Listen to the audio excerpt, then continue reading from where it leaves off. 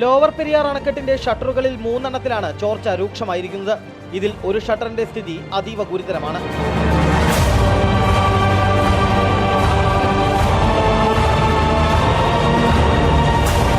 1.5 വർഷം മുമ്പ് ഷട്ടറുകളുടെ അറ്റകുറ്റപ്പണി നടത്തിയെങ്കിലും 9 മാസം മുമ്പ് ഇവ വീണ്ടും ചോർന്നൊലിക്കാൻ തുടങ്ങി.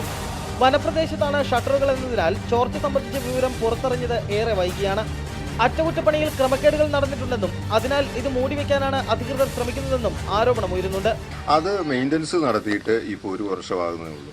നമുക്കിപ്പോൾ കാണാം, ഈ കാണുന്ന വെള്ളമൊഴുക്ക് അത് വളരെ ഗൗരവമായി കാണേണ്ട സംഭവമാണ്. ഈ ഇതുപോലെ വെയിലത്ത് ഇത്രയും വെള്ളം നഷ്ടപ്പെട്ടു പോവുക എന്ന് പറയുന്നത് നമുക്ക് ഒരിക്കലും ഉൾക്കൊള്ളാൻ പറ്റത്തില്ല. ഒന്ന്. രണ്ടാമതുള്ള കാര്യം, ഇത് ബലക്ഷയമുണ്ട്, ആ നിർമ്മാണത്തിൽ അപാകതയുണ്ട്, അത് വിജിലൻസ് അന്വേഷിക്കണം. അപാകത ഉള്ളത് കൊണ്ടാണ് ഇത് നോക്കാത്തത്.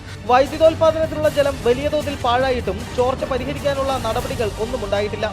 ഷട്ടറുകൾ തകരുമോ എന്ന ഭീതി തീരദേശവാസികളിൽ വ്യാപകമാകുന്നുണ്ട്. എന്നാൽ അധികൃതർ നിസ്സംഗത തുടരുകയാണ്.